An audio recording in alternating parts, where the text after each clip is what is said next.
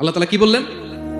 রাব্বুল আলামিন বললেন, ওয়াসাইনাল ইনসানা বিওয়ালিদাইহি হামালাতহু উম্মুহু ওয়াহানান আলা ওয়াহান ওয়া ফিসালুহু ফি আমাইনি আন ইশকুর লি ওয়া লিওয়ালিদাইকা ইলাইয়াল মাসির। সুবহানাল্লাহ পড়েন। আল্লাহ বললেন, ওয়াসাইনাল ইনসানা বিওয়ালিদাইহি। শিরকের কথা যখন লোকমান সন্তানকে জানালো, এবার আমি আল্লাহ পৃথিবীর মানুষগুলোকে জানিয়ে দিলাম, খবরদার খবরদার, মা বাবার সাথে কখনো খারাপ আচরণ করো না। ওয়াসাইনাল ইনসান, মানুষকে আমি ওসিয়ত করলাম, রেকমেন্ড করলাম, ভার্ডিক্ট জারি করে দিলাম, বিওয়ালিদাই, মা বাবার ব্যাপারে তাদের সাথে সদাচরণ করবে। মা বাবার সাথে খারাপ আচরণ করা যাবে। জান্নাতে একটা দরজা আছে, নাম আল আব, বাবা, আর একটা আল উম্মা, যারা বাবা মার সাথে ভালো আচরণ করছে তারা ওইটা দিয়ে ঢুকবে। সুবহানাল্লাহ পড়ে। এক লোক বললেন, ইয়া রাসূলুল্লাহ, আমার মাকে কাঁধে করে কাবার চারদিকে ঘুরিয়েছি, তাওয়াফ করিয়েছি, প্রচন্ড রোদের মধ্যে আমার মাকে কাঁধে করে কাবার চারদিকে লাব্বাইক লাব্বাইক বলে অনেকবার ঘুরিয়েছি। ইয়া রাসূলুল্লাহ, আপনি আমাকে বলে দেন, ছোটবেলা যখন আমি আমার মায়ের বুকের দুধ খেয়েছি, ওই দুধের সূত্রটুকু আদায় হয়েছে কিনা? বিষ্ণুই বললেন, কি প্রশ্ন করলা তুমি? লাউ কাতা'তা জিলদাক, তুমি যদি তোমার গায়ের চামড়া কেটে জুতা বানিয়ে দাও, চামড়াটা কেটে শুকিয়ে যদি জুতা বানিয়ে তোমার মায়ের পায়ের নিচে দিয়ে দাও, ছোটবেলায় মায়ের বুকের যে দুধ খেয়েছো, একটা দুধের এক ঢোক দুধ খাওয়ার শোধ আদায় হবে না। এক ঢোক যে দুধ খেয়েছো ওইটারই শোধ আদায় হবে। খবরদার খবরদার, বাবা মার ব্যাপারে সাবধান। বিশেষ করে মায়ের সাথে, দুজনের কথাই আল্লাহ প্রথমে বললেন, এরপরে বললেন বিশেষ করে মায়ের সাথে, কারণ হামালাতহু উম্মুহু, বাবা তোমারে পেটে ধরে নাই, পেটে ধরেছে কে? ওয়াহানান আলা ওয়াহান, 10 মাস 10 দিন বোঝার পরের বোঝা, যন্ত্রণার পরে যন্ত্রণা বাবা সহ্য করে নাই, করেছে কে? এত বড় একটা পেট হয়ে গেছে, জানেন তো? আল্লাহ, এই পেটটা নিয়ে বারবার কিচেনে যাওয়া লাগছে, এটা নিয়ে টয়লেট করে, এটা নিয়ে গোসল করে, ঘুমাতে পারে না, শুইলে উঠতে পারে না, উঠলে বসতে পারে না। একদিন 2 দিন, এক সপ্তাহ 2 সপ্তাহ, 10 মাস 10 দিন আমার মাকে এই কষ্ট দিয়েছে। মায়ের কলিজার মাঝখানে লাথি মেরে দুনিয়াতে এসেছে। এরপর আল্লাহ বললেন, ওয়া ফিসালুহু ফি আমাইন, এখানেই শেষ নয়, দুধ ছাড়াতে লেগেছে 2 বছর। কয় বছর? ওগো মা, তুমি এই ধরনের শ্রেষ্ঠ নিয়ামত, তোমারই পদতলে রয়েছে জান্নাত। ওগো মা, তুমি এই ধরনের শ্রেষ্ঠ নিয়ামত, তোমারই পদতলে রয়েছে জান্নাত। ঠিক কি না? দেখেন আল্লাহ মর্যাদা কোথায় বাড়ায়। আমাদের দুনিয়ার পুরুষ মানুষদের পায়ের নিচে থাকে জুতা, জুতার নিচে বালু, কার্পেট, ফ্লোর। আল্লাহ বলে, দুনিয়ার এক একটা মায়ের পায়ের নিচে আমি জান্নাত দিয়ে রেখেছি। এই পৃথিবীটারে 100 বার বিক্রি করলে জান্নাতের একটা চেয়ারের দাম হবে? বুঝে শুনে উত্তর দিবেন। এই পৃথিবীটাকে, পৃথিবীর যে সম্পদ, এটা এস্টিমেশন করে 1000 বার বিক্রি করলে যে দামটা হবে, ওই দাম দিয়ে জান্নাতের একটা চেয়ারের দাম হবে? এই পৃথিবীরে 10,000 কোটি বার বিক্রি করলে যে অ্যাসেট হবে, যে অ্যামাউন্ট হবে, ভ্যালু হবে, ওই দাম দিয়ে জান্নাতের একটা টেবিলের দাম হবে? আর যে জান্নাত, পুরো জান্নাতটা মায়ের পায়ের নিচে পড়ে আছে, ওই পা দুইটার দাম কত? সুবহানাল্লাহ পড়বেন না? মা বাবার দোয়া অনেক বড় দোয়া। কখনো যেন আমরা বেয়াদবি না করি, কখনো যেন তাদের মনে কষ্ট না দেয়, সবসময় যেন তাদের কাছ থেকে দোয়া নেই, পারা যাবে? এটা আল্লাহ তাআলা ঢুকিয়ে দিলেন। তাহলে সাইয়েদনা লোকমান প্রথমে বলল, বাবা শিরক করো না। এরপরে রব্বুল আলামিন বললেন, শিরকের পরে তোমাদের সবচাইতে বড় দায়িত্ব, যে বাবা মা তোমাদের জন্য এত কষ্ট করেছে, তাদের সাথে খারাপ আচরণ করো না। 2টা হয়ে গেল। কয়টা? আওয়াজ করে বলেন, কয়টা? 3 নম্বরে সাইয়েদনা লোকমান আলাইহিস সালাম ছেলেকে বললেন, ইয়া বুনাইয়া ইন্নাহা ইন তাকু মিসকালা হাববাতিন মিন খারদালিন ফাতাকুন ফি সখরাতিন আও ফিস সামাওয়াতি আও ফিল আরদি ইয়াতি বিহা আল্লাহ ইন্নাল্লাহা লাতীফুন খাবীর। 3 নম্বরে সাইয়েদনা লোকমান বললেন, বাবা সরিষার দানা পরিমাণ কোনো ভালো কাজ যদি তুমি করো, কিংবা খারাপ কাজ যদি তুমি করো, সেটা যদি মাউন্ট এভারেস্টের উপরে উঠে করো, কোনো খারাপ কাজ, আও ফিস সামাওয়াতি, মহাশূন্যে যেয়ে যদি করো, আও ফিল আরদে, জমিনের অতল গহ্বরে কোনো সুড়ঙ্গ বানিয়ে সেখানেও যেয়ে যদি কোনো পাপ করো, ইয়াতি বিহাল্লাহ, সেটাও আল্লাহ নিয়ে আসবে। কোনো পাপ বা কোনো ভালো কাজ আকাশে উঠে, পাহাড়ে উঠে, কিংবা সুড়ঙ্গ করে জমিনের ভিতরে ঢুকেও যদি করো, কিয়ামতের দিন আমলনামায় সেটা দেখতে পাবে। সুবহানাল্লাহ পড়বেন না? কারণ ইন্নাল্লাহা লাতীফুন খাবীর, তিনি হলেন লাতীফ, সূক্ষ্মদর্শী। যত ছোট কাজই করো না কেন, তার চোখে ফাঁকি দেওয়া যায়। তার মানে 3 নাম্বার উপদেশে সাইয়েদনা লোকমান তার ছেলেকে আল্লাহর শক্তি, আল্লাহর ক্ষমতার ব্যাপারে একটা ধারণা দিচ্ছেন। নিজের ছেলেকে তার রবকে চিনাইতে হবে। আমাদের রবকে আমাদের চিনার দরকার আছে না নাই? ছেলেকে বোঝাবেন, বাবা ওই যে তুমি মসজিদে আমার সাথে যে সেজদা দাও, কারে দাও জানো? তিনি কত বড়, তিনি কত বিশাল ক্ষমতার অধিকারী। তুমি সামান্য কোনো ভালো কাজ কিংবা খারাপ কাজ এটা যদি মহাশূন্যে উঠেও করো, পাহাড়ের চূড়ায় গিয়েও যদি করো, জমিনকে ফেড়ে সুরঙ্গের ভেতরে ঢুকেও যদি করো, তার চোখকে কঠিন কালেও ফাঁকি দেওয়া যাবে। তার মানে 3 নম্বরে আল্লাহর ধারণার ব্যাপারে, শক্তির ব্যাপারে, ক্ষমতার ব্যাপারে, আল্লাহ তাআলার অথরিটির ব্যাপারে, ক্যাপাসিটির ব্যাপারে একটা স্বচ্ছ ধারণা দিয়ে দিল। তুমি জানো নাকি কোন রবের ইবাদত তুমি করো? গোটা দুনিয়ার সবার চোখকে ফাঁকি দেয়া গেল, আল্লাহর চোখকে কঠিন কালেও ফাঁকি দেয়া যায় না, ঠিক কি না? এই পৃথিবীতে সবার চোখকে ফাঁকি দেয়া যায় কি যায় না? পুলিশের চোখ, সিকিউরিটির চোখ, বিমানবন্দরে কাস্টমস অফিসারের যে অফিসার থাকে তাদের চোখ, বিভিন্ন জায়গায় বড় বড় যে সিসি ক্যামেরা থাকে, এগুলো ফাঁকি দেয়া যায়। ফাঁকি দেয়া যায় না একজনের চোখ। আওয়াজ করে বলুন তো তিনি কে? ফাঁকি দেওয়া যায়? আচ্ছা বলেন, এই ছোটবেলা থেকেই এই সেন্সেশন, এই অনুভূতি, যদি এই অনুভূতির সফটওয়্যার যদি আপনার ছেলের মাথায় ঢুকায় দেন, এই ছেলে কোনোদিন দুর্নীতি করবে? খাদ্যে ভেজাল দিবে? মাছে ফরমালিন দিবে? প্রতিবেশীকে কষ্ট দিবে? অনিয়ম করবে? অন্যের অধিকার হরণ করবে? এজন্য ছোটবেলা থেকেই তার রবকে চিনায় দিতে হবে। রবকে চিনায় দিতে হবে। 3 নম্বরে ছেলেকে তিনি বললেন, বাবা অতি ক্ষুদ্র ভালো কাজ কিংবা খারাপ কাজ যেখানেই করো না কেন, কিয়ামতের দিন সেটা তুমি দেখবা। তার মানে তখন থেকে সে বুঝবে, আমি যাই করি না কেন, ভালো করলে এটার একটা প্রতিদান, একটা রিওয়ার্ড আমি পাবো কিনা। আর খারাপ যদি করি, এটার শাস্তি আমাকে ভোগ করতেই হবে। আল্লাহর সুপ্রিম কোর্টের কাঠ করে আমাকে দাঁড়াতেই হবে। নিক্তি পাল্লা, মাওয়াজিন আল কিসত, ন্যায়ের মানদণ্ড আল্লাহ সেদিন স্থাপন করবেন। আমরা যেটা মিজানের পাল্লা বলি, এটা মূলত ন্যায়ের মানদণ্ড। সামান্য ক্ষুদ্রাতি ক্ষুদ্র জিনিস দিলেও ওইখানে টের পাওয়া যায়। সুবহানাল্লাহ পড়ে। আচ্ছা, আমরা যে চাল কিনি, ডাল কিনি, ধরেন 10 কেজি চালের একটা বস্তা কিনছি, দেখবেন যে অনেক সময় মাপটা একুরেট হয় না। 10 কেজির চেয়ে হয়তো একটু বেশি অথবা হয়তো একটু কম, এরকম হয় না অনেক সময়? 5 কেজি কিনছেন এক দোকান থেকে, আরেক জায়গায় যে ভালোভাবে মাপ দিয়ে দেখবেন যে একটু বেশি হয়েছে তবে একটু কম হয়েছে, ঠিক কিনা? আল্লাহ যে মিজানের পাল্লা সেদিন বসাবেন, ওইখানেও তো এরকম হবে। হ্যাঁ, কেমন হবে? فَمَن يَعْمَلْ مِثْقَالَ ذَرَّةٍ خَيْرًا يَرَهُ পড়ুন, وَمَن يَعْمَلْ مِثْقَالَ ذَرَّةٍ شَرًّا يَرَهُ। ক্ষুদ্রাতি ক্ষুদ্র যাররা তথা অনুপরিমাণ ভালো যদি করো, সেটাও সেদিন নিক্তি পাল্লায়, মিজানের দাড়ি পাল্লায় দেখতে পাবা। ক্ষুদ্রাতি ক্ষুদ্র খারাপও যদি করো, সেদিনও মিজানের পাল্লায় সেটা তুলে দিবে কে? যাররা মানে খুবই ক্ষুদ্র। কতটুকু ক্ষুদ্র আমি উদাহরণ দিয়ে বুঝাই। শীতের সকালে টিনের ঘরে যারা কোনোদিন থেকেছেন, এখানে তো শীত নাই, মালয়েশিয়াতে সারা বছর গরম। শীতের সিজনের কথা মনে আছে তো আপনাদের? না মালয়েশিয়া থাইকা সব ভুলে গেছে? শীতকাল মনে আছে? হ্যাঁ, শীতের সকালে টিনের ঘরে যদি কখনো থাকেন, দেখবেন যে যে টিনের ঘরে ছিদ্র থাকে, ওই ছিদ্র দিয়ে সূর্যের আলো ঢুকে, রশ্মি। মনে পড়ছে?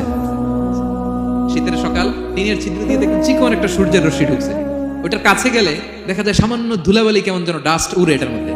অন্যদিকে কিন্তু দেখা যায়, এদিকে নাই, কিন্তু ওই ছিদ্রটার কাছে গেলে দেখা যায় আলো যেদিক থেকে পড়ছে নিচ পর্যন্ত পুরোটার মধ্যে ধুলিকণা। আসলে ধুলিকণা কি শুধু এদিকেই না, পুরো ঘরেই আছে। ওইদিকে আলো পড়ছে, ওটা দেখা যায়। ওই যে ছোট্ট সূর্য রশ্মির মধ্যে কাছে গেলে যে ছোট্ট ছোট্ট ধুলিকণা দেখা যায়, ওইটার নাম হচ্ছে যাররা। ফামান ইয়ামাল মিসকালা যাররাতিন খাইরান ইয়ারা।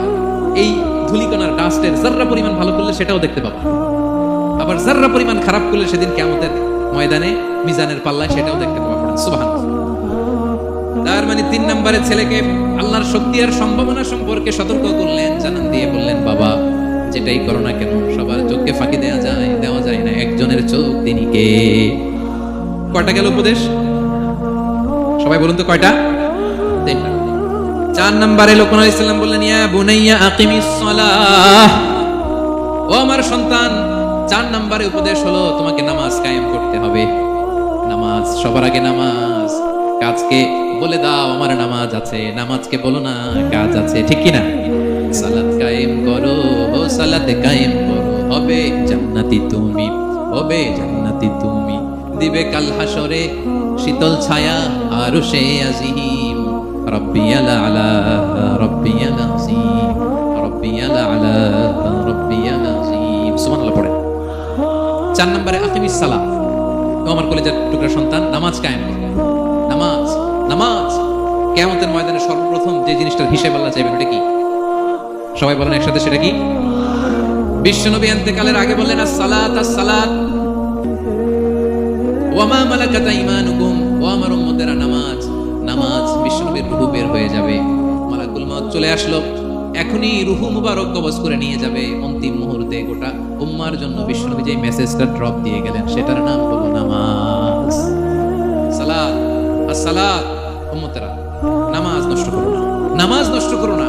আউয়ালু মা ইউহাসাবু বিহিল আবদু ইয়াউমাল কিয়ামাতি as-সালাহ। কিয়ামতের ময়দানে সর্বপ্রথম আল্লাহ যে জিনিসটার হিসাব চাইবেন সেটা কি? ফাইন সলুহাত সলুহা সাইরু আমালি। এটা যদি ঠিক হয়ে যায় পুরো আমলনামা ঠিক, ওয়া ইন ফাসাদাত ফাসাদা সাইরু আমালি। নামাজের হিসাব দিতে যে যদি আপনার গন্ডগোল লেগে যায়, আপনার পুরো আমলনামাটারে গন্ডগোল করে দিবে কে? এজন্য সবার আগে সালাত। ছেলেকে বোঝাবেন বাবা নামাজ কায়েম করো, তার মানে একা একা পড়ো না, জামাতে পড়ো। নামাজ পড়া আর কায়েম করায় পার্থক্য আছে। একা একা পড়া যায় কিন্তু একা একা কায়েম করা যায়? বলেন। তার মানে বাবা একা একা নামাজ পড়ো না, জামাতে পড়ো। বিকেল বেলায় তোমার বন্ধুকে নিয়ে খেলার মাঠে যখন ক্রিকেট খেলতে খেলতে মাগরিবের সময় হয়ে যায়, একা একাই মসজিদে যাবা না, তোমার বন্ধুরেও নিয়ে যাবা। একা একা জান্নাতে গেলে মজা আছে? সবাই মিলে একসাথে গেলে কেমন হয়? হ্যাঁ, সবাই মিলে একসাথে জান্নাতে যাওয়া লাগবে না? তার মানে ছেলেরা বোঝালেন বাবা একা একা নয়, সবাইকে নিয়ে নামাজ পড়ো বাপ, জামাতে পড়ো বাপ।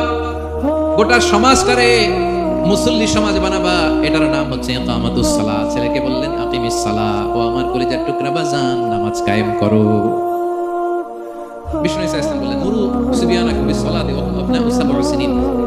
ওদের ছেলে মেয়েদের বয়স যখন 7 হয় তখন থেকে নামাজের আদেশ করো। ওয়াদরিবুহুম আলাইহা, আর তাদেরকে শাসন করো। ওয়াদরিবুর অনেক অর্থ হতে পারে, শাসন করো, একটু রূঢ় আচরণ করো, প্রয়োজনে মৃদু প্রহার করো। যখন তাদের বয়স হয়ে যায় 10, বয়স হয়ে যায় 10 কিংবা তার উপরে, আমাদের ছেলে মেয়ে আছে বয়স, দেখি কয়জন আছে দেখি 10 বছরের। হ্যাঁ দেখছেন, কঠোর হইতে হবে আপনাদের যদি নামাজ না করে, হাত নামান। 7 পর্যন্ত নিয়ে যাবেন সাথে করে। বয়স যখন 7 হয়, বারবার যখন সালাতের কথা বলবেন সাথে করে নিয়ে দাঁড়াবেন। জুমার দিন মসজিদে নিয়ে যাবেন, মাঝে মাঝে নামাজে নিয়ে যাবেন। 7, 8, 9 এই 3 বছরের ট্রেনিং এ 10 বছর তো এমনি পাক্কা নামাজে হয়ে যাবে, ঠিক কি না? নাকি বলবেন হুজুর আমি তো পড়ি না, আমারই তো খবর নাই। হ্যাঁ, ছেলেরা যে বলবো বাবা নামাজ কায়েম কর, এর আগে কিন্তু নিজের মুসল্লি হইতে হবে। এটা বুঝতে পারতেছেন তো? হ্যাঁ, ছেলেকে বলতে হলে আগে নিজের মুসল্লি হইতে হবে। নামাজের ব্যাপারে নো কনসিডারেশন, কোনো ছাড় নেই। সালাত আপনাকে পড়তেই হবে যে কোনো পরিস্থিতিতে। এজন্য 7 বছর বয়স থেকে বিশ্বনবী ওয়ার্নিং দিতে বলেছেন। 10 বছর বয়স হলে প্রয়োজনে রূঢ় আচরণ করো, শাসন করো, প্রয়োজনে মৃদু প্রহার করো। খবরদার, খবরদার। একসাথে মাঝে মাঝে নিজেরাও করে বলবেন। মসজিদে তো যাবেনই, বাইরে বৃষ্টি, যেতে পারছেন না, নিজেই ইমাম হয়ে দাঁড়ায় যান। আপনার ছেলে 2 জন আপনার পিছনে দাঁড়াবে, আপনার স্ত্রী আর মেয়েরা তার পরের কাতারে দাঁড়াবে। হ্যাঁ, নারী পুরুষ একই কাতারে দাঁড়াতে পারে না। অথবা আপনার ছেলেটার ইমাম বানায় দেন, ও নামাজ পড়াইতেছে, আপনারা পড়তেছেন, ভালো লাগবে না? এ family that praise together stage together, ইংরেজিতে একটা কথা। এ family that praise together stage together. যে ফ্যামিলি একসাথে নামাজ পড়ে, এই ফ্যামিলি একসাথে টিকে থাকে শান্তিতে অনেকদিন, ঠিক কিনা? এজন্য ঘরে মাঝে মাঝে জামাতে নামাজ পড়বেন, ঘরটারে বরকত দিয়ে পূর্ণ করে দিবে কে? এজন্য সাইয়েদনা লুকমান বললেন আকিমিস সালাহ, আমার কলিজার টুকরা সন্তান নামাজ, নামাজ নষ্ট করো না, নামাজ নষ্ট করো না। অনেক ফ্যামিলি আছে, অনেক ফ্যামিলি নিজেও নামাজি, ছেলে মেয়েদেরকেও নামাজের কথা বলে পড়ায়। জোহর পড়তে দেয়, আসর পড়তে দেয়, মাগরিব পড়তে দেয়, এশা পড়তে দেয়, ফজর পড়তে দেয় না। ফজর নিয়ে টেনশন নাই, কেন? বলতেছে ঘুমায় হুজুর। কি করে? আমার কলিজার টুকরা সন্তান ঘুমায় হুজুর, কাঁচা ঘুম কেমনে ভাঙাই? আচ্ছা, ফজরের সময় যদি আপনাদের কন্ডোমিনিয়ামে আগুন লাগে কি করবেন?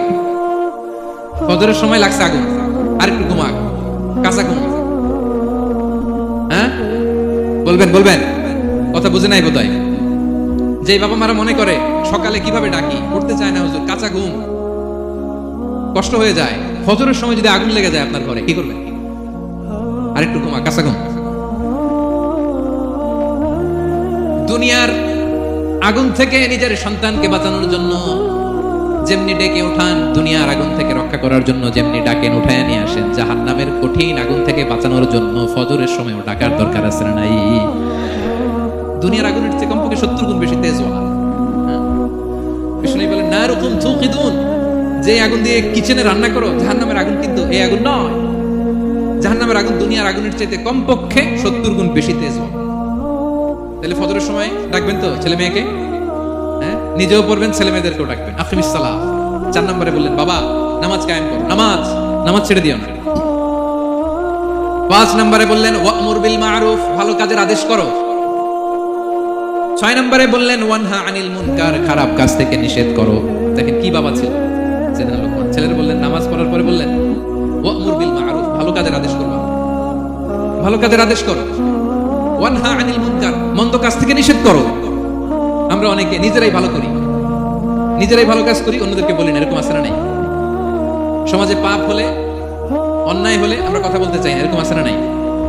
নিজেই নামাজ পড়বে চোখ বন্ধ করে, তাসবিহ পড়তে থাকে, কিন্তু মুসলিম উম্মার উপর কারবালা হয়ে যাচ্ছে, তার কোনো টেন নাই, এরকম আছে না নাই? গোটা বিশ্বে মুসলমানদের উপর দিয়ে কি যাচ্ছে, সমাজে কি চলছে তার কোনো আন্দাজ নাই, খোঁজ খবর নাই, শুধু নিজেই জিকির করে, এরকম আছে না নাই? না, আযাব আসলে, গজব আসলে শুধু এই কাফির মুশরিকদেরই মারে না, মুমিনদেরও মারে, ঠিক কি না? আল্লাহ বলে ওই আযাবকে ভয় করো, ওয়াত্তাকু ফিতনাতাল লা তুসিবান্নাল্লাযীনা যালামু মিনকুম খাসসা, ওই আযাবকে ভয় করো, এই শাস্তিকে ভয় করো, যে শাস্তি যখন আমি পাঠাই ওই শাস্তি দিয়ে শুধু জালেমদেরকে মারি না, আলেমদেরকেও মারি, ঠিক কি না? কারণ তুমি আলেম হয়ে বসেছিলে কেন? তুমি সমাজকে বাঁচাও নাই কেন? শুধরে দাও নাই কেন? শুদ্ধাচারের অভিযানে তুমি নামো নাই কেন? ঠিক কি না?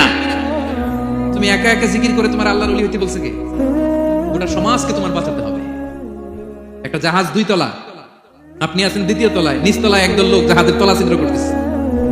জাহাজের তলায় ছিদ্র করলে কি ঢুকে? আপনি যদি বলেন ওরা নিচে আছে ছিদ্র করতেছে, ওরা করুক, আমি থামাবো কেন? আমার তো দোষ নাই, আমি তো ছিদ্র করি নাই। ছিদ্র করছে কারা? ওরা। পানি ঢুকলে ওরা মরবে, আমি তো বেঁচে যাবো, বাঁচবে, কারণ সে তো জাহাজের ভিতরেই। আপনি যে যদি এই পাগলগুলারে না থামান, ওরা তো মরবেই, আপনিও শেষ। চিল্লায় বলেন ঠিক কিনা?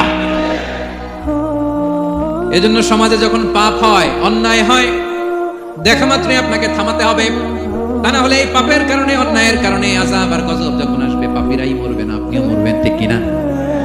মুসা আলাইহিস সালামের পায়ের মধ্যে একবার একটা লাল পিঁপড়া কামড় দিছে। এই সাইজের যে লাল পিঁপড়াগুলো কামড় দিলে খুব আরাম লাগে না?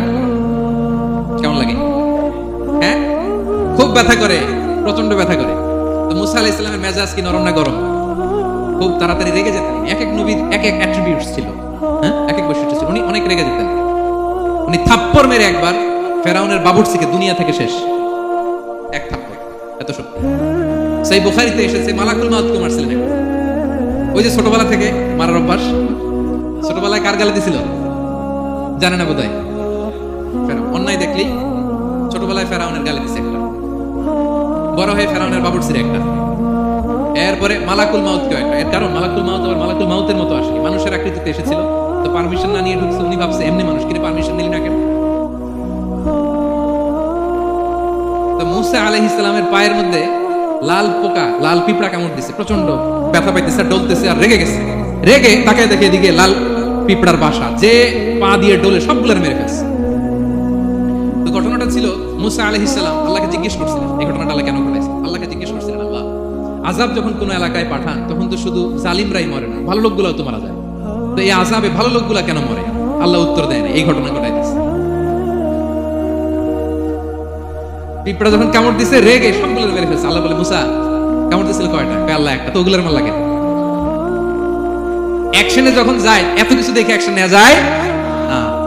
এজন্য আল্লাহ বলেন ওয়াত্তাকু ফিতনাতাল লা তুসিবান্নাল্লাযীনা যালামু মিনকুম খাসসা, ওই ফিতনাকে মানে ওই আযাবকে ভয় করো, যে আযাব যখন আসবে শুধু খারাপ লোকগুলোর উপরে আসবে না, ভালো লোকগুলোও বাঁচতে পারবে।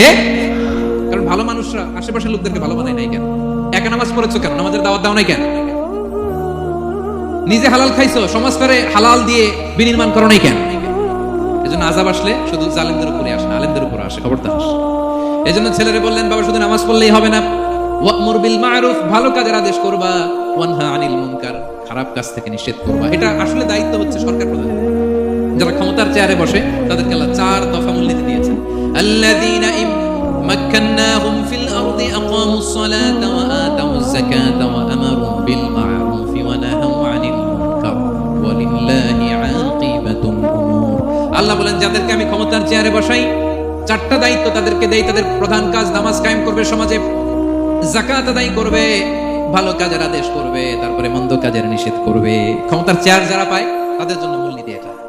এরা তো করে না, আমাদের কি করতে হবে, ঠিক কিনা? ভালো কাজের আদেশ করতে হবে, মন্দ কাজের নিষেধ করতে হবে। বিষ্ণু ইসলাম বললেন, মান রাআ মিনকুম মুনকারা, চোখ দিয়ে যে সমাজে খারাপ দেখে, ফালিয়ুগাইয়িরহু বিয়াদিহি, সেজন্য হাত দিয়ে ঠেকিয়ে দেয়, হাত দিয়ে। ফাইন লাম ইয়াস্তাতি' ফাবিলিসানি, হাত দিয়ে না পারলে মুখ দিয়ে। কারণ আপনার অনেক সময় এরকম পরিস্থিতি নাও হতে পারে যে আপনার এত পাওয়ার নাই যে আপনি হাত দিয়ে থামাই দিবেন, এরকম হয় না? অক্ষম, আমি পারি না। তখন মুখ দিয়ে কিভাবে পরিবর্তন করবেন বলেন, নাসিহা করেন, কাউন্সিলিং করেন, জনমত গড়ে তোলেন। ফাইন লাম ইয়াস্তাতি' ফাবিকলবিহি, হাত দিয়েও থামাতে পারলেন না, মুখ দিয়েও প্রতিবাদ করতে পারলেন না, বিশ্বনবী বললেন অন্তত অন্তর দিয়ে সেটাকে ঘৃণা করবা, অন্তর দিয়ে ঘৃণা করো, অন্তর দিয়ে এটাকে পরিবর্তন করে দেওয়ার প্ল্যান করো, হৃদয়ে হৃদয়ে। ওয়াযালিকা আদাফুল ঈমান, এটা হচ্ছে ঈমানের সর্বনিম্ন স্তর। এর নিচেও যদি যান, মানে আপনার দিলেও লাগে না, বিশ্বনবী বলে তাহলে তোমার অন্তরে ঈমানের ছিটে ফোঁটা নাই, ছিল এখন, ঠিক কিনা? এজন্য ভালো কাজের আদেশ করো, মন্দ কাজের নিষেধ করো। নামাজের পরপর সাইয়েদনা লোকমান বললেন, বাবা নিজেই ভালো করো না, সমাজে ভালো ছড়িয়ে দাও, ছড়াই দিতে হবে, ভালোকে ছড়াই দিতে হয়। সংঘবদ্ধ জীবন যাপন করতে হয়, আপনাকে দাঁড়াতে হবে, আপনাকে হিম্মত করতে হবে। হিম্মতটাই হচ্ছে ইসমুল আযম, ইসমুল্লাহিল আযম। ইসমে আযম মানে আল্লাহর এমন একটা নাম যেটা দিয়ে দোয়া করলে আল্লাহ কবুল করে। এটা কি? কে বলে ইয়া হাইয়্যু ইয়া কাইয়্যুম, কে বলে ইয়া রাহমান ইয়া রাহিম। অনেক মুফাসসিরিন, অনেক মুহাদ্দিসিন এক একটা বলছে যে এইটা হতে পারে, এটা হতে পারে। অনেকে বলছে হিম্মতটাই হচ্ছে ইসমে আযম। তুমি হিম্মত করে আল্লাহর কাছে যাও, গোটা দুনিয়া পাল্টে যাবে, ঠিক কি না? এজন্য সমাজের পরিবর্তনের জন্য আপনাকে আগে আসার দরকার আছে না নাই?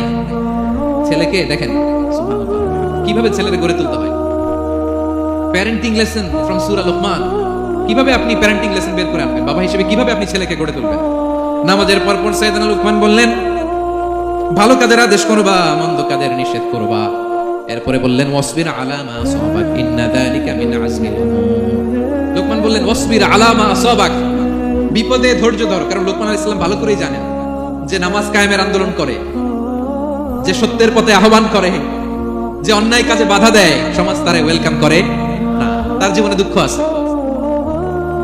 তার জীবনে দুঃখ আছে, তার উপরে হামলা হতে পারে, মামলা হতে পারে, তাকে দেশ ছাড়া করা লাগতে পারে।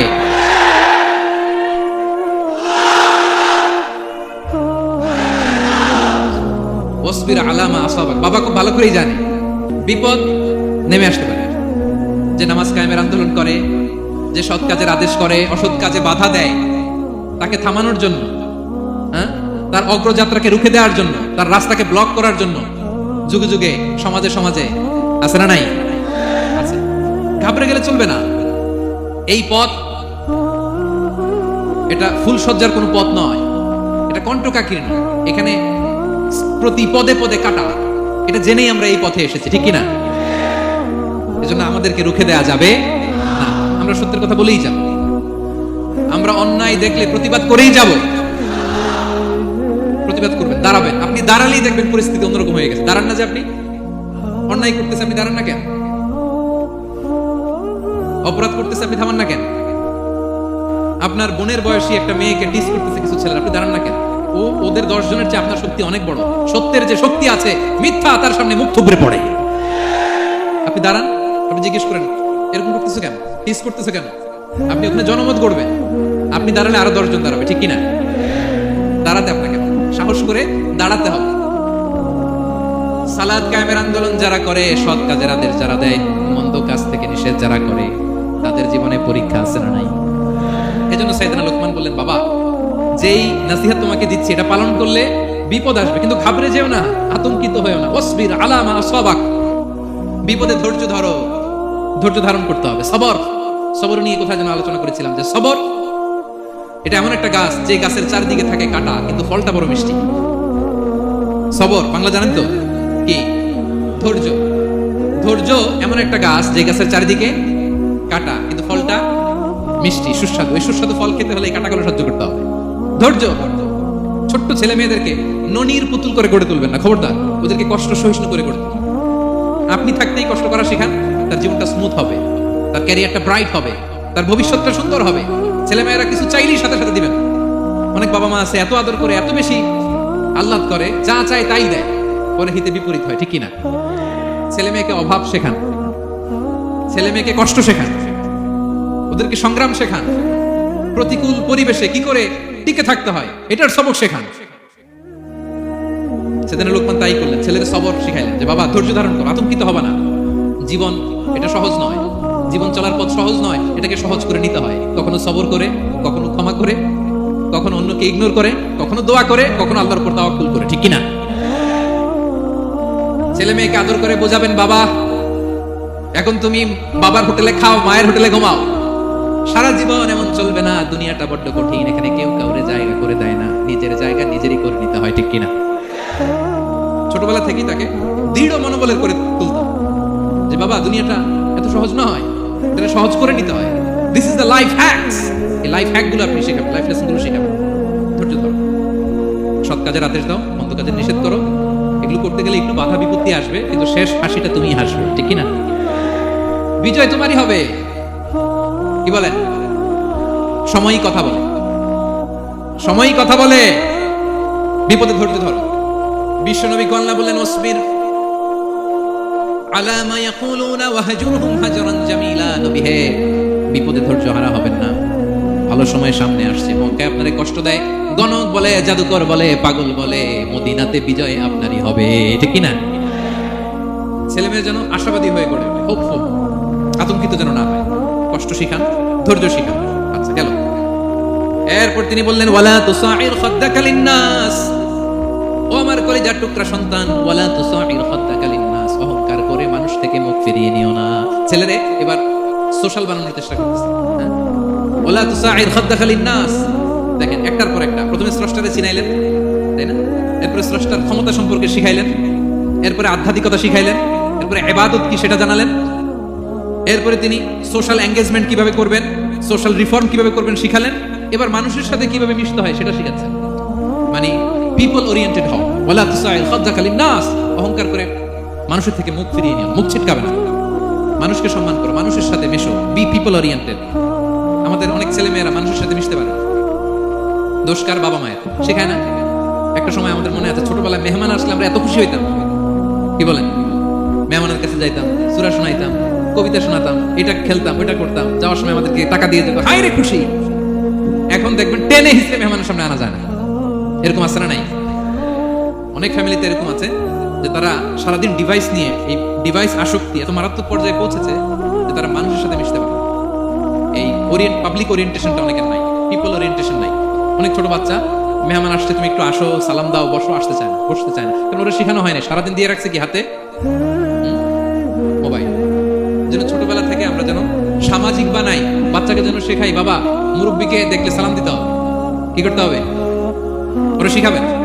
অনেক সময় ছোট বাচ্চারা না বুঝে দারোয়ানের সাথে খারাপ আচরণ করে, ঘরের কাজের বুয়ার সাথে খারাপ আচরণ করে, ড্রাইভারকে বকা দেয়, আছে না নাই? ভদ্রতা, ডিসেন্ট ম্যানার আপনি শিখান নাই, তো শিখবে কোত্থেকে? কিন্তু শুরুতেই বললাম যে গরুর পেট থেকে বেরোলে গরু হয়, কিন্তু মানুষের পেট থেকে বেরোলেই ওটা মানুষ হয় না। ওটা মানুষ বানাতে হয় দিনের পর দিন, মাসের পর মাস, টিউনিং করে, পলিশিং করে, গাইড করে করে মানুষের মতো মানুষ বানাতে হয়। তাহলে ছেলেরা বললেন, ওয়ালা তুসাইর খাদ্দাকা লিন্নাস, তোমার চেহারাকে মানুষ থেকে ফিরিয়ে নিও না, গণমুখী হও, মানুষের সাথে মেশো। ছেলে মেয়েদেরকে এটা বলবেন। শহরে থাকলে মাঝে মাঝে গ্রামে নিয়ে যাবেন, কাদার মধ্যে ছেড়ে দিবেন, হাট পেটা, হ্যাঁ, কাদায় ছেড়ে দিবেন, পুকুরে ছেড়ে দিবেন, দৌড়াদৌড়ি করতে করতে তারপরে তারা শিখবে, দেখবে। মাছ, জ্যান্ত মাছ দেখে নাই আমাদের অনেক ছেলে মেয়েরা, আছে না নাই? ওরা ভাবে মাছ বোধহয় ওই ইয়ের মধ্যেই পাওয়া যায়, শপিং মলেই পাওয়া যায়, ফ্রিজের মধ্যে থাকে, এরপরে এটা খাইতে হয়। জ্যান্ত মাছ দেখলে দেখবেন ভয় পেয়ে গেছে, কারণ শেকড়ের সাথে এদের কোনো সম্পর্ক নাই। এরা যেন গণমুখী হয়, শেকড়ের সাথে যেন এদের সম্পর্ক থাকে। হ্যাঁ, এটাই দেখেন, এই উপদেশটা কয় হাজার বছর আগের। মনে হচ্ছে যেন আজকের পরিস্থিতি দেখে দেখে লোকমান ইসলাম ছেলেকে অ্যাডভাইস করতেছে। সুবহানাল্লাহ বলবেন না? ওয়ালা তুসাইর খাদ্দাকা লিন্নাস, মানুষ থেকে মুখ ফিরিয়ে নিও না। ছেলে মেয়েদের শেখান, মানুষ দেখলে ভয় পেও না, মানুষের কাছে যাও, মানুষের দুঃখ দুর্দশা দূর করার চেষ্টা করো, গণমুখী হও, মানুষকে দেখলে সালাম দাও, মুচকি হাসি দাও, হাত বাড়িয়ে মুসাফা করো, তাহলেই না মানুষের সাথে তুমি মিশবে, শিখবে, জানবে, ঠিক কি না? এরপরে বললেন, ওয়ালা তামশি ফিল আরদি মারাহা, আমার কলিজার টুকরা সন্তান, অহংকার করে রাস্তা দিয়ে হেঁটো না, কারণ ইন্নাল্লাহা লা ইউহিব্বু কুল্লা মুখতালিন ফাখুর, আল্লাহ অহংকারীকে পছন্দ করেন না। এবার বডি ল্যাঙ্গুয়েজ শিখাচ্ছেন ছেলেকে, কিভাবে হাঁটবে। আমাদের অনেক সময় ছেলে মেয়েরা খুবই ভালো, নিষ্পাপ, শুধু ভিতরটা পরিষ্কার হইলে হবে না, আপনার জেস্টারও তো ভালো হইতে হবে। ভিতর ভালো কিন্তু প্রকাশভঙ্গি জানেন, আছে না নাই? এটারে ইংরেজিতে কি বলে? বডি ল্যাঙ্গুয়েজ বলে, বুঝতে পারছেন? এবার ছেলেকে বডি ল্যাঙ্গুয়েজ শিখাচ্ছে বাবা, হাঁটার সময় এইভাবে হাঁটতে হবে। ওয়ালা তামশি ফিল আরদি মারাহা, অহংকার করে রাস্তা দিয়ে হেঁটো না। এখানে তামশি বলতে শুধু হাঁটাই না, অহংকার করে ড্রাইভ করো না, অহংকার করে হুন্ডা চালিও না। এরকম আছে না নাই? আমাদের ইয়াং ছেলে মেয়েরা হুন্ডা একটা পাইলে এমন আওয়াজ করে তারা চলবে, অসুস্থদের ক্ষতি হয়, ছোট বাচ্চারা ভয় পেয়ে যায়, মাঝরাতে মানুষ লাফ দিয়ে ওঠে ঘুম থেকে। এরকম আছে না নাই? আমাদের সন্তানরা যেন এরকম না হয়। রাস্তা দিয়ে চলতে বিনয়ের সাথে হাঁটতে হবে, ভদ্রভাবে হাঁটতে হবে, কারণ রহমানের বান্দারা অহংকারী হয় না, তারা বিনয়ী হয়, ঠিক কিনা? وعباد الرحمن الذين يمشون على الأرض هونا وإذا خاطبهم الجاهلون قالوا سلاما। রহমানের বান্দারা রাস্তা দিয়ে যখন হাঁটে দাম্ভিকতার সাথে হাঁটে না, অহংকারের সাথে হাঁটে না, বিনয়ের সাথে রাস্তা দিয়ে তারা চলাফেরা করে, ঠিক কিনা? তো ছেলেকে হাতে ধরে ধরে বডি ল্যাঙ্গুয়েজ শেখাচ্ছে, বাবা অহংকার করে হেঁটো না, মানুষের অহংকার সাজে না, অহংকার সাজে একজনের, তিনি কে? অহংকার কার চাদর? আল্লাহ বলে এই চাদর ধরে যদি কেউ টান দেয় ওরে আমি জাহান্নামে নিক্ষেপ করি, ফালা উবালি, আই ডোন্ট কেয়ার, ওরে আমি জাহান্নামে ফেলবো। অহংকার করার কি আছে? আমাদের কিছুই নাই, ঠিক কিনা? ডায়রিয়া যদি হয়, লুজ মোশন যদি হয়, 5 বার টয়লেটে গেলে এরপর চেহারার দিকে তাকানো যায়? বিছানায় পড়ে হা হু করতে শুরু করে, তো কিসের অহংকার আপনার? লুজ মোশন 3 দিন যদি হয়, হায় রে চেহারার দিকে তাকানো যায় না, সুন্দর চেহারা ফ্যাকাশে হয়ে গেছে, এই মানুষের অহংকার করা সাজে? ছেলেকে বিনয়ী হওয়া শেখাতে হবে, বাবা বিনয়ী হও, তোমার বডি ল্যাঙ্গুয়েজটা সুন্দর করো, তোমার কথা বলায়, তোমার চলনে বলনে সবকিছুতে যেন একটা মাধুর্যতা থাকে, একটা কোমলতা থাকে, শেখানোর দরকার আছে না নাই? সব শেষে সাইয়েদনা লোকমান ছেলেকে বললেন, ওয়াকসিদ ফি মাশিকা ওয়াগদুদ মিন সাওতিকা ইন্না আনকারাল আসওয়াতি লাসাউতুল হামির। ওয়াকসিদ ফি মাশিক ওয়াগদুদ মিন সাওতিক, তাহলে কিভাবে হাঁটবা? হাঁটার ক্ষেত্রে একটা মিডিয়াম পেস অবলম্বন করো, মিডিয়াম পেস, ভদ্রভাবে, হ্যাঁ মিডিয়াম মধ্যমপন্থী পন্থায় তুমি হাঁটো। তোমার হাঁটার মধ্যে যেন একটা মুনশিয়ানা ভাব থাকে, তোমার হাঁটা চলাফেরায় যেন একটা ভদ্রতার ছাপ থাকে। এটা তো হাতে ধরে ধরে শিখাইতে হবে, নাহলে শিখবে না তো, বুঝবে না তো সে। ওয়াগদুদ মিন সাওতিক, কণ্ঠটাকে মোলায়েম করো, ইন্না আনকারাল আসওয়াতি লাসাউতুল হামির, কর্কশ গলায় কথা বলো না। আমাদের অনেক ছেলেমেয়েরা অনেক শাউট করে, আছে না নাই? কেউ কি শাউটিং পারসনকে পছন্দ করে? আমরা লাইক করি? Nobody likes a shouting person. আপনি মালয়েশিয়ানদেরকে দেখেন কত কোয়াইট এন্ড কাম, হাজার হাজার মানুষ একটা প্রোগ্রাম করতেছে, একটা সাউন্ড নাই। আমাদের তো অনেক বলতে হয়, অনেক অ্যানাউন্সমেন্ট, অনেক এই সেই, ওদেরকে কিছু বলতে হয় না। ওদের আমি অনেক বড় বড় প্রোগ্রামে জয়েন করেছি, হাজার হাজার মানুষ, একটা ছোট্ট ইনস্ট্রাকশন, লাইন ধরে সবাই সেটা মেনে নেয়। ছেলেকে শিখাই দিলেন চলতে ফিরতে একটা মাঝারি মোলায়েম ভদ্র একটা পেস অবলম্বন করো, আর কণ্ঠটাকে নিচু করো, কর্কশ ভাষী হয়েও না। কেউ পৃথিবীতে কর্কশ ভাষীকে পছন্দ করেন? যারা চিৎকার করে চেঁচামেচি করে, আল্লাহ তাদের কণ্ঠকে গাধার কণ্ঠের সাথে তুলনা করেছেন এখানে। দ্য ব্রেইন অ্যাস, গাধার আওয়াজের চাইতে পৃথিবীতে নিকৃষ্ট কোন আওয়াজ হতে পারে? আল্লাহ বলে তুমি কি তোমার কণ্ঠকে গাধার আওয়াজের মতো করতে চাও? যদি না চাও, কণ্ঠটাকে মোলায়েম করো, কর্কশ ভাষায় কখনো মানুষকে সম্বোধন করো, কারণ কর্কশ ভাষীকে, এই শাউটিং পারসনকে কেউ কখনো পছন্দ করে না। এই উপদেশগুলো আমাদের ছেলে মেয়েদেরকে দেওয়ার দরকার আছে না নাই? আল্লাহু আকবার। প্রজ্ঞায় সুসজ্জিত এই উপদেশ মালাগুলো সে 3000 বছর আগে যেমনি প্রাসঙ্গিক ছিল, এখনো তেমনি প্রাসঙ্গিক। এই উপদেশগুলো আমরা ছেলে মেয়েদেরকে দিতে পারবো তো? এই 10টা উপদেশ মালা বুঝতে পারছেন আপনারা? সবাই বুঝতে পারছেন? মনে থাকবে? খেয়াল থাকবে? আমি 1 মিনিটে একটু রিভাইজ করি। কি কি উপদেশ দিলেন? প্রথমেই শুকরিয়ার কথা আল্লাহ নিজে বলেছেন, শুকরিয়া করো। আমরা যেন যে কোনো পরিস্থিতিতে শুকরিয়া করি, করলে নিয়ামত বাড়াই দিবে কে? এরপর সাইয়েদনা লোকমান ছেলেকে সর্বপ্রথম যে উপদেশটা দিলেন সেটা হলো, বাবা কি করো না? সবাই বলুন, কি করো না? কারণ শিরক হচ্ছে সবচাইতে বড় পাপ। আল্লাহ সব মাফ করে, শিরকের গুনাহ তিনি মাফ করে। এরপর আল্লাহ তাআলা নিজ থেকে আরেকটা উপদেশ ঢুকাই দিলেন, সেটা হচ্ছে কার সাথে ভালো আচরণ করো? মা বাবার সাথে। মা বাবা যদি বদদোয়া দেয়, আপনার জীবনে কখনো উন্নতি আসবে? এরপর তিনি ছেলেকে বললেন, বাবা আল্লাহ তাআলা এমন ক্ষমতার অধিকারী, যেখানেই যেই পাপ করো, ভালো কাজ করো, সবার চোখে ফাঁকি দেয়া গেল, আল্লাহর চোখে ফাঁকি দেয়া যায়? আল্লাহর শক্তি ক্ষমতার ব্যাপারে সতর্ক করলেন। এরপরে তিনি ছেলেকে বললেন, নামাজ কায়েম করো, নিজেও পড়ো, সমাজের সবাইকে নিয়ে পড়ো। এরপর তিনি ছেলেকে বললেন, বাবা ভালো কাজের আদেশ দাও, মন্দ কাজের নিষেধ করো, মন্দ কাজ থামিয়ে দাও। তারপর বললেন, বাবা বিপদে ধৈর্য ধরো। এরপরে বললেন, গণমানুষের সাথে মেশো, পিপল ওরিয়েন্টেড হও। এরপর ছেলের বডি ল্যাঙ্গুয়েজ ঠিক করে দিলেন। মনে আছে তো আপনাদের? অহংকার বশত হেঁটো না, চিৎকার করে কথা বলো না। সবশেষে ওরাল কমিউনিকেশন কিভাবে করবে, শাউটিং না হয়ে মোলায়েম কণ্ঠে মানুষের সাথে যেন ভদ্রচিত ভাবে কথা বলতে পারে, এই উপদেশ মালাগুলো দিলেন। আমরা যারা বাবা হয়েছি, আমরাও যেন আমাদের কলিজার টুকরা সোনামণি সন্তানদেরকে এই উপদেশগুলো দেই। মনে থাকবে? সূরা লুকমানের 12 থেকে 19 নম্বর আয়াতে আল্লাহ তাআলা এই উপদেশগুলো তুলে ধরেছেন। আল্লাহ তাআলা আমাদের সবাইকে কথাগুলো বুঝার ও আমল করার তৌফিক দান করুক, আমরা পড়ি আমিন। আমরা যেন নেককার সন্তান লাভে ধন্য হতে পারি, আল্লাহ তৌফিক দান করুন, আমরা পড়ি আমিন। আমরাও যেন সাইয়েদনা লোকমানের মতো এই উপদেশ মালাগুলো আমাদের ছেলে মেয়েদেরকে দিতে পারি, আল্লাহ তুমি তৌফিক দান করো, আমরা পড়ি আমিন। হাযা মা ইনদি ওয়াল ইলমু ইনদাল্লাহ আলাইহি তাওয়াক্কালতু ওয়া ইলাইহি উনীব। আসসালামু আলাইকুম ওয়া রাহমাতুল্লাহি ওয়া বারাকাতুহু।